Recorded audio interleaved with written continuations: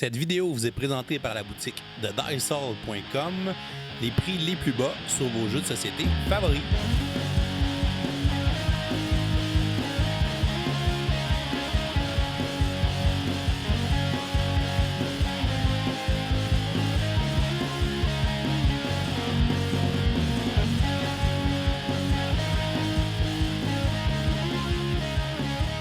Salut les gamers, bienvenue après ça à Board Game, je m'appelle David. Aujourd'hui à Board Game 101, je vous amène en plein air pour escalader une montagne dans le jeu Trek 12 ou Trek 12 dans son nom international. C'est un jeu qui a été édité en 2020 par Lumberjack Studio et qui est distribué ici au Canada par Asmodee Canada. On doit d'ailleurs les remercier de nous envoyer cette copie du jeu qu'on puisse l'essayer et vous le présenter en vidéo. C'est un jeu des auteurs Bruno Catala et Corentin Lebras qui se joue de 1 à 50 joueurs. En fait, il n'y a pas vraiment de maximum de joueurs tant qu'on ait des feuilles de score pour tout le monde. C'est un jeu qui va durer entre 15 et 30 minutes. Le but du jeu va être de marquer le plus de points en remplissant sa feuille de score qui représente l'ascension d'une montagne. C'est un jeu de type roll and write avec de la prise de risque et une construction de chemin/réseau.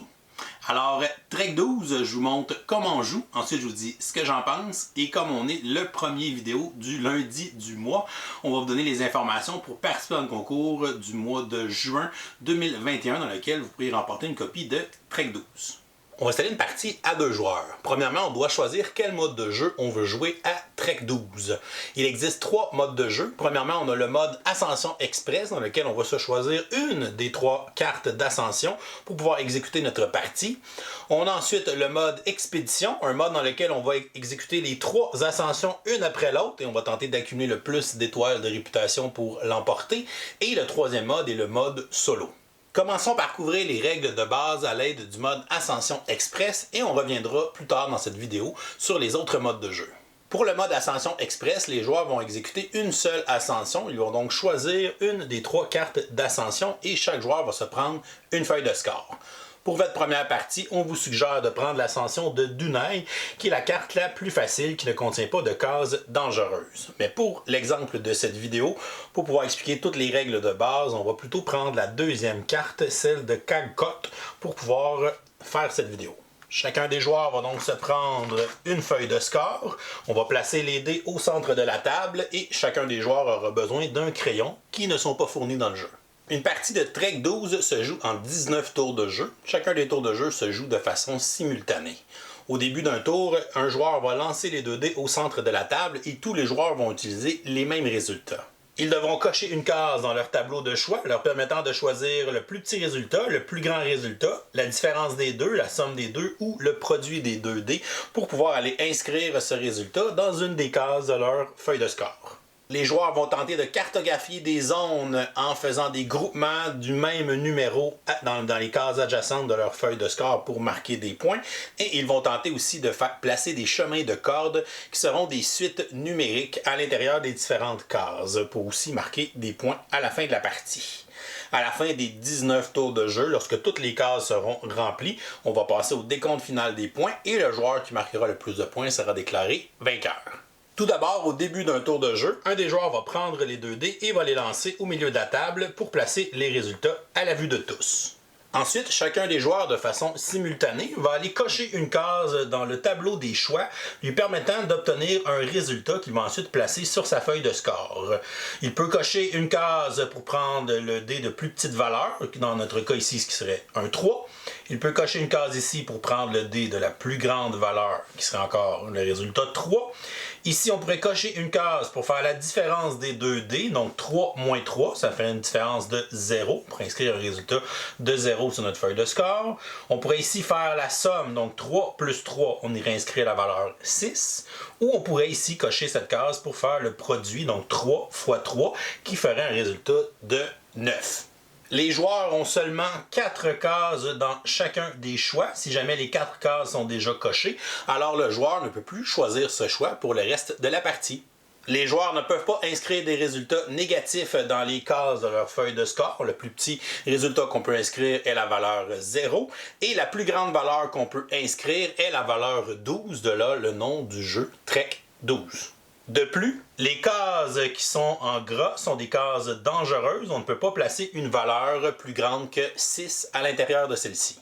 Je vais donc décider d'aller cocher une case dans la somme. Donc, je vais additionner la valeur des 2D, donc 3 plus 3, ce qui va me permettre d'aller placer la valeur 6 dans n'importe quelle des cases, puisque c'est la première case qu'on remplit en début de partie. Et je vais décider de la placer à cet emplacement. Et lorsque tous les joueurs ont terminé de placer leurs résultats sur leur feuille de score, on va passer au tour suivant et on va tout simplement relancer les dés au centre de la table. À partir du deuxième tour de jeu, le résultat qu'on va placer sur notre feuille de score doit être dans une case qui est adjacente à une case déjà remplie. Donc je peux seulement jouer sur les cases qui sont adjacentes aux 6 que j'ai déjà placées. Disons que j'ai choisi l'opération de la multiplication que je vais cocher dans mon tableau des choix. 2 fois 3, ça fait un total de 6. Je vais donc aller inscrire encore une fois le résultat 6 dans une des cases adjacentes à celle que j'ai remplie au premier tour de jeu. Donc je pourrais le placer à cet endroit-là. Lorsqu'on place deux chiffres identiques dans des zones qui sont adjacentes, on vient de cartographier une zone. On va donc se faire un code de couleur pour représenter ces cases qui sont dans la même zone.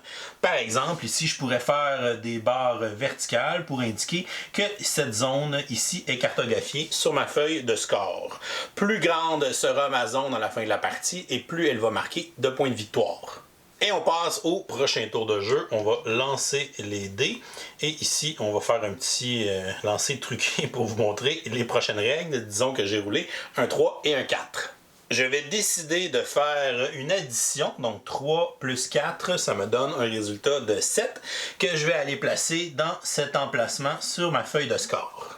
Lorsqu'on place deux chiffres qui se suivent numériquement dans des cases qui sont adjacentes, on peut créer un chemin de corde entre ces cases et on va les relier en plaçant un trait qui va unir les deux cases.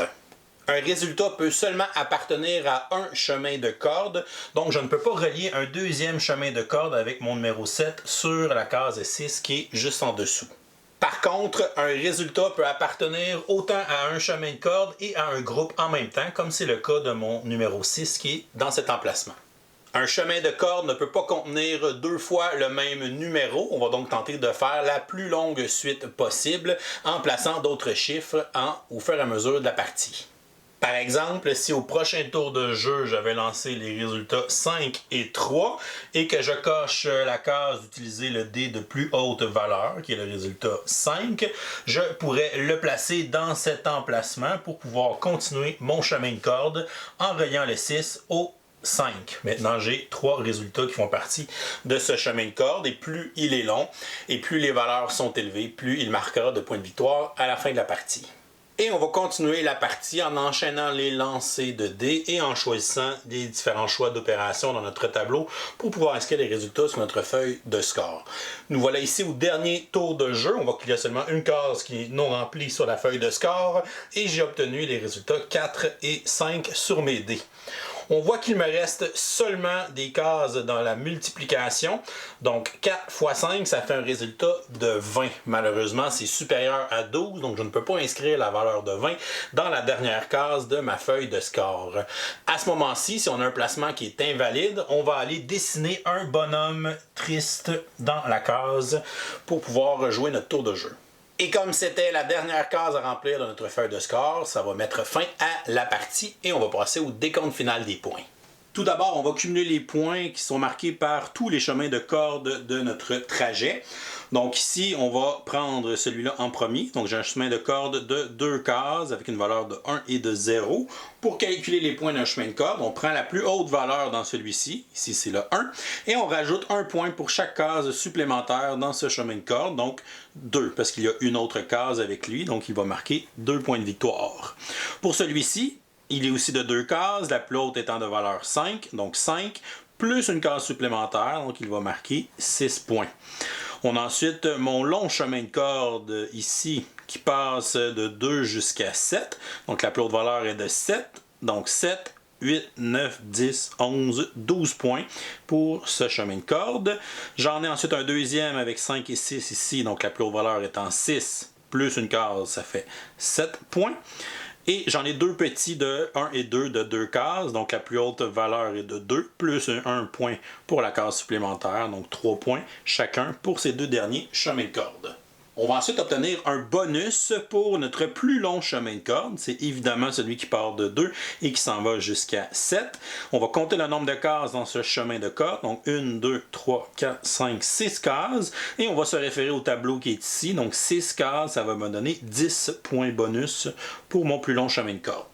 On va ensuite cumuler les points par les zones cartographiées, donc les regroupements de mêmes numéros. Le score va se faire de la même façon que les chemins de corde. Donc ici, par exemple, j'ai un groupe avec 2 cases de valeur 4, donc je pars à 4 points, et un point supplémentaire par case dans ce groupe, donc 4 plus 1, ça fait 5 points pour cette première zone. J'ai ensuite ma zone ici avec 3 cases de valeur 6, donc 6 points, plus 2 autres cases, donc 6 plus 2, ça fait 8. Et ici, une zone avec 2 cases de valeur 2, donc 2 points plus 1, 3 points pour cette zone. Et j'ai finalement 2 cases de valeur 1, donc 1 point plus 1, ce qui fait 2 points pour cette zone. On va aussi avoir le bonus pour notre plus grosse zone, donc c'est ma zone ici avec 3 cases de valeur 6, donc 3 cases, ça me fait un bonus de 1. On va ensuite additionner tous les points pour les chemins de corde. On va additionner toutes ces valeurs plus le bonus de 10. Ça me fait 43 points pour les chemins de corde. Et même chose avec les zones cartographiées. On va additionner toutes ces valeurs plus mon bonus de 1. Ça me fait un total de 19 points. On va ensuite soustraire les malus. Donc, si jamais on a des cases orphelines, c'est-à-dire des cases qui n'appartiennent à aucun chemin de corde ou aucun groupe, comme ma case de valeur 6 ici, on va dessiner un bonhomme triste à l'intérieur de cette case. Chaque case avec un bonhomme triste, donc que ce soit une case orpheline ou une case invalide, comme on a vu tout à l'heure, va nous enlever 3 points. J'ai donc 2 cases avec des bonhommes tristes. Je vais donc avoir un malus de moins 6. Donc mon total, 43 plus 19, ça me fait 62 points, moins mes malus de 6, ce qui me fait un score final de 56 points pour ma partie. Le joueur qui aura plus haut score sera déclaré vainqueur. Maintenant qu'on connaît les règles de base du mode de l'ascension express, voyons ce qu'offre de différent le mode expédition. Dans ce mode de jeu, les joueurs devront faire 3 ascensions les unes après les autres dans leur partie, en ordre de difficulté, donc ils sont indiqués avec les chiffres sur les différentes cartes de montagne. Dans chacune des ascensions, les joueurs devront marquer les points minimum demandés par la montagne pour pouvoir marquer des étoiles de réputation. De plus, le gagnant, celui qui aura le plus haut score, va aussi remporter une étoile de réputation et il y a des étoiles optionnelles qu'on peut ramasser si jamais on bat le high score sur cette carte. À la fin des 3 ascensions, le joueur qui aura cumulé le plus d'étoiles de réputation remportera la partie dans le mode expédition. De plus, dans ce mode, les joueurs auront l'opportunité de pouvoir gagner des cartes d'assistance qui représentent des objets qu'ils pourront utiliser pour avoir droit à des bénéfices durant leurs ascensions. Au début de la première ascension, on va révéler 3 cartes assistance plus le nombre de joueurs, donc ici un total de 5 dans la partie à 2 joueurs, que les joueurs pourront gagner dans la première ascension. Au début de la deuxième, on va ajouter à celle restante 2 cartes plus 2 parce qu'on est 2 joueurs, et dans la dernière ascension, on va en ajouter une plus le nombre de joueurs sur la table qui seront disponibles aux joueurs pendant cette ascension. Pour obtenir une carte assistance, les joueurs devront créer une nouvelle zone cartographiée de valeur 0, 1 ou 2 sur leur feuille de score et par la suite, ils pourront aller choisir une des cartes assistance disponibles sur la table. Si jamais plusieurs joueurs devaient réclamer une carte au même tour de jeu, à ce moment-là, on va le départager par le joueur qui possède la carte de premier de cordée. Ce joueur aura le premier choix et ensuite on va tourner dans le sens des aiguilles de montre à partir de ce joueur pour déterminer l'ordre dans lequel les joueurs vont choisir les cartes assistance. Celui qui aura choisi en dernier, par contre, deviendra le propriétaire de la carte premier de cordée. Les joueurs peuvent avoir un maximum de 3 cartes assistance devant eux. Donc, si jamais on en gagne une 4e, on devra se départir d'une de nos cartes et la remettre disponible sur la table.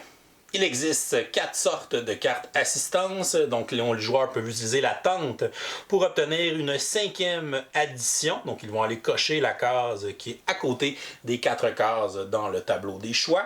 La boussole va nous permettre d'aller placer un résultat dans une case qui n'est pas adjacente à d'autres cases sur notre feuille de score. La corde va me permettre de faire un chemin de corde en laissant une case vide entre les deux chemins sur lesquels on fait le chemin de corde. Et finalement, la gourde d'eau, donc avec la goutte d'eau, me permet de relancer les dés. Une fois que tous les joueurs ont placé le résultat, je vais utiliser cette carte, je vais relancer les dés, mais je suis obligé d'utiliser les résultats obtenus. De plus, à la fin d'une ascension, les joueurs peuvent décider de défausser des cartes assistance pour pouvoir réclamer les 3 bonus de 3 points qui sont sur leur feuille de score pour tenter d'atteindre le résultat du sommet qui est demandé et obtenir une étoile, ou pour tenter d'être le premier joueur et d'avoir l'étoile bonus. Les joueurs devront décider s'ils défaussent des items en utilisant l'ordre de tour de jeu déterminé par le joueur qui a la carte premier de cordée. De plus, dans le mode expédition, on va placer les enveloppes mystères dans cet ordre sur la table et à la fin de chaque ascension, on va vérifier si on a réussi à atteindre un des objectifs nous permettant d'ouvrir une des enveloppes mystères. Pour la première, on doit faire une zone cartographiée d'exactement 5 cases. Pour la deuxième, on doit avoir une zone cartographiée d'exactement 3 cases de valeur 7.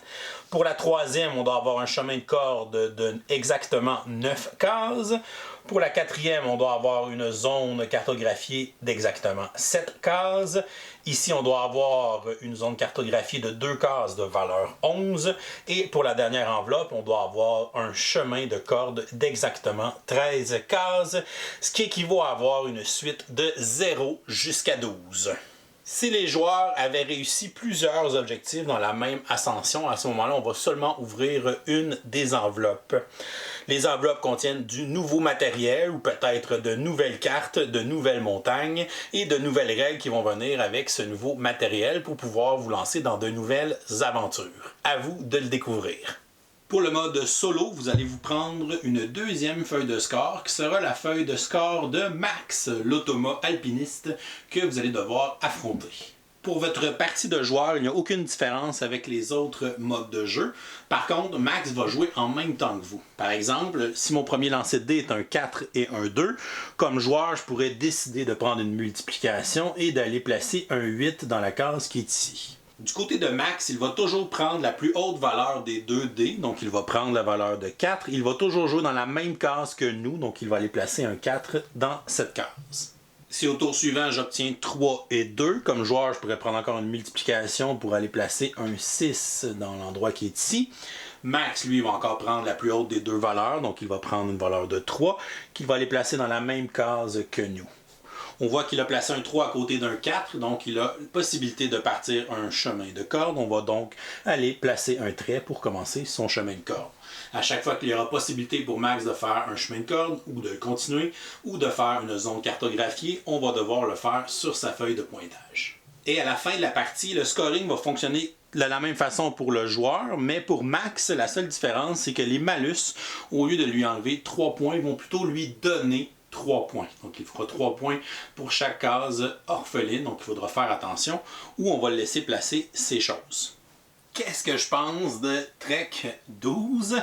Premièrement, on va regarder les côtés positifs. Je suis quand même un grand fan des Roll and Ride. C'est un style de jeu que j'aime jouer parce que c'est des jeux comme simples, rapides, mais qui ont souvent une belle profondeur dans le puzzle qu'ils offrent. Et Trek 12 tombe directement là-dedans. Les règles sont hyper simples. Tu roules 2 dés, tu barres une opération, tu mets le résultat dans une des cases et tu continues comme ça. Tu essaies de faire des suites numériques pour faire les chemins de corde. Tu essaies de faire des regroupements du même numéro pour faire des zones. Et tu essaies de faire les plus grosses zones ou les plus longs chemins de corde ou les plus payants avec les meilleures valeurs pour marquer le plus de points. Et c'est pas mal ça. La difficulté va venir de la la gestion de tes opérations et le côté prise de risque là-dedans, il est vraiment intéressant parce que c'est là que tu te mets un peu à faire des statistiques. Les dés, c'est pas des vrais D6. Là. Il y en a un qui est d'1 à 6, mais l'autre qui est de 0 à 5. Fait qu'il y a des résultats que tu peux pas obtenir autrement que par la multiplication, comme le 12 par exemple. On peut pas faire 6 plus 6 parce qu'il y a un des dés qui se rend jusqu'à 5. Ben, tu peux juste obtenir un 12 par multiplication. Puis même chose avec le 7. Le 7, évidemment, tu peux juste l'obtenir par addition, en additionnant 6, 1, 2, 5 ou 3 et 4. Donc, il n'y a pas d'autre façon de le faire avec les opérations qui sont données là. Fait que c'est des numéros qui deviennent un peu plus recherchés ou qui sont plus rares, plus difficiles à reproduire. Fait que c'est sûr que si je me mets dans une situation que j'ai besoin d'un 7 puis qu'il me reste plus d'addition, ben c'est sûr que j'aurai pas un 7 dans cette case-là. Fait que ça te fait réfléchir à tout ça puis tu te mets quand même à faire un peu de statistiques. Puis je pense que c'est un petit côté éducatif qui peut être intéressant pour des plus jeunes, justement, de les amener à réfléchir à ça, de faire cette gestion-là des opérations, cette gestion-là du risque, c'est bien fait à l'intérieur du jeu. Ça ajoute une belle profondeur que juste de lancer des dés puis de toujours les additionner ou des choses comme ça. Fait qu'il faut vraiment réfléchir un petit peu comment je vais utiliser mes opérations, qu'est-ce que je veux me garder pour la fin, qu'est-ce que je veux dépenser au début. Fait que ça, j'ai trouvé ça vraiment intéressant. Le visuel aussi des cartes est très très beau, c'est très épuré, très zen je trouve comme design visuel. Le matériel, ben là il y a quand même beaucoup de choses pour une petite boîte comme ça. Parce que vous avez vu, il y a beaucoup d'enveloppes, il y a 6 enveloppes cachées qui prennent à peu près la moitié de la boîte. Fait qu'il y a beaucoup de matériel, beaucoup de choses de cachées dans ces enveloppes-là. Puis ça, je pense que ça ajoute une belle profondeur au jeu. Le fait d'avoir des objectifs, de dire ok, ben là, cette game-là, je vais essayer d'ouvrir cette enveloppe-là, je vais essayer de faire cet objectif-là, de focusser là-dessus. Je trouve que ça a quelque chose de le fun, puis ça a vraiment le feeling de achievement de jeu vidéo. C'est comme, ok, j'ai réussi un achievement, j'ai débarré quelque chose de nouveau, j'ai accès à une nouvelle carte, j'ai accès à du nouveau matériel, des nouvelles affaires. Fait que ça a un petit feeling vraiment thrillant. Ça fait un peu legacy sur les bords. Fait que l'espèce de thrill qu'on a d'ouvrir une enveloppe, de découvrir des nouvelles choses dans un jeu, on l'a à l'intérieur de cette petite boîte-là. C'est fou d'avoir ce feeling-là. Fait que c'est vraiment une belle réussite à ce niveau-là, d'avoir poussé le roll and write un peu plus loin, puis d'avoir fait le petit côté évolution du jeu avec les enveloppes cachées. C'est vraiment très très hot. Vous allez avoir du fun à découvrir ce qu'il y a caché dans ces belles enveloppes. Sinon, le reste, c'est des dés en bois qui sont quand même de bonne qualité. Et il y a évidemment les feuilles de score qui sont quand même en bon nombre. On a quand même 3 ascensions possibles au début. Donc, on a 3 pads de feuilles qui sont quand même assez épais. On en a quand même beaucoup pour les faire. Fait que ça, c'est quand même intéressant. Sinon, côté gameplay, j'aime le puzzle que ça fait en fait, le petit côté de ta gestion des opérations, mais aussi comment tu places. Ça fait un peu placement de tuiles dans le sens où on place les chiffres, on essaie de faire des suites, on essaie de faire des groupes et tout ça. C'est le genre de petit puzzle que je trouve intéressant habituellement dans ce style de jeu-là. Sinon, pour les côtés négatifs, c'est pas un jeu full thématique. C'est vraiment très très abstrait comme jeu. C'est vraiment un puzzle de chiffres. C'est vraiment très mathématique comme jeu. Fait que souvent, on peut se perdre dans ce côté-là, puzzle, puis oublier vraiment le thème qui nous sort un peu par-dessus la tête. Oui, ok, on est des alpinistes dans une montagne, on fait des chemins de corde en mettant des lignes entre les différentes cases, mais on le sent pas vraiment à l'intérieur du jeu. Fait que oui, c'est un thème qui est cool, que je trouve zen, mais on ne l'exploite pas nécessairement à son maximum, donc c'est pas une expérience full thématique selon moi. Une autre chose, les éditeurs, quand vous faites des roll and write, mettez 3-4 crayons dans la boîte. C'est vraiment le fun d'avoir des petits crayons qui sont portatifs, qui sont toujours dans la boîte. T'as pas besoin d'y penser, t'emmènes ta boîte à quelque part, tu peux y jouer. Donc, il n'y en a pas malheureusement, puis c'est quelque chose que je trouve désolant quand on fait un jeu qu'on a besoin des crayons. On devrait au moins en fournir 4, selon moi, à l'intérieur de la boîte de jeu. Somme toute, Trek 12, c'est vraiment un petit jeu très surprenant. Je vais lui donner une note de A-. Donc pour moi, c'est un excellent jeu. C'est un excellent roll and write qui a une belle simplicité, une belle profondeur et une très grande richesse avec le petit côté mystère des enveloppes qu'on va ouvrir et découvrir au fur et à mesure des parties.